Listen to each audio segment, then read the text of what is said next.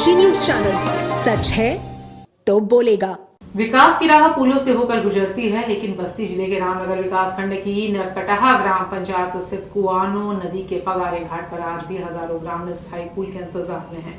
बरसात आते ही अस्थायी लकड़ी का पुल बह जाता है और लोगों को जान जोखिम में डालकर नाव के सहारे नदी पार करनी पड़ती है। हर साल बारिश खत्म होने के बाद स्थानीय लोग श्रमदान से लकड़ी का अस्थायी पुल बनाते हैं जिससे साइकिल और बाइक की आवाजाही हो सके, लेकिन मानसून शुरू होते ही तेज बहाव में यह पुल बह जाता है और एक बार फिर लोगों की मुश्किलें बढ़ जाती हैं। इस घाट के जरिए रामनगर और गौर विकासखंड के दर्जनों गांवों की करीब 10,000 आबादी रोजाना आवागमन करती है।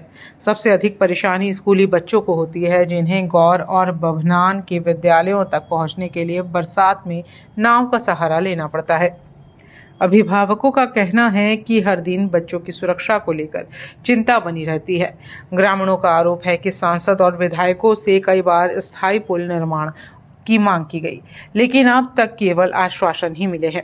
उनका कहना है कि सरकारें बदली, जनप्रतिनिधि बदले, लेकिन पुल निर्माण का सपना आज भी अधूरा है। पुल न होने के कारण 4 पहिया वाहनों को मात्र 6 किलोमीटर की दूरी तय करने के लिए करीब 22 किलोमीटर का लंबा चक्कर लगाना पड़ता है, जिससे समय और ईंधन दोनों की बर्बादी होती है। सपा विधायक अतुल चौधरी ने कहा कि उन्होंने इस मुद्दे को कई बार विधानसभा में उठाया और पुल निर्माण के लिए पत्र भी भेजे, लेकिन अब तक बजट स्वीकृत नहीं हुआ। वहीं सपा विधायक राजेंद्र चौधरी ने आरोप लगाया कि यह पुल कप्तानगंज और रुधौली विधानसभा क्षेत्रों को जोड़ता है। पिछले 4 वर्षों से इसकी मांग की जा रही है, लेकिन सरकार अब तक इसे मंजूरी नहीं दे रही है।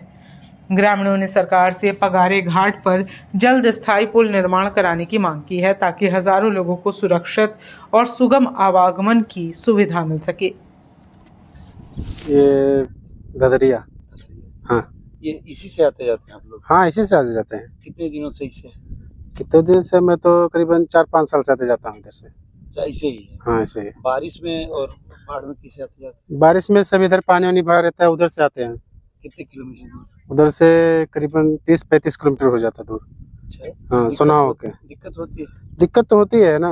लगभग कितने गांव ऐसे होंगे जो इधर ही से जिसको कम से कम इधर से तो कम से कम 40 वर्षों से है, सैकड़ों वर्षों से ऊपर होगा। जनप्रतिनिधि कुछ आते जाते हैं? आप ध्यान है? आने जाने वाले जैसे इस समय तो चले आते हैं, मान लीजिए बाइक से या कैसे भी चले आते हैं। बाकी 4 महीने बारिश और सर्दी के समय पे भी आना जाना बंद हो जाता है। ये नदी हल्का हल्का उफान ले लेती है सर्दी में भी, केवल यही 4 महीने गर्मी चलती है बस। तो समस्याएं होती हैं? बहुत समस्या होती है। बच्चे कैसे आते जाते हैं पढ़ने? बच्चे इसे कुछ बच्चे हैं जो घूम घाम करके चले जाते हैं, बाकी और बच्चे पढ़ने के लिए बाद मजबूर हो जाते, नहीं जा पाते हैं। अच्छा, इस पार और उस पार के लोगों को अगर जिले पे या कहीं अपने ब्लॉक मुख्यालय पे जाना हो जी, तो कैसे आते जाते हैं? अब वो भानपुर घूम करके सोना होके जाएंगे, कम से कम 25-30 किलोमीटर घूम के जाना पड़ेगा। जी।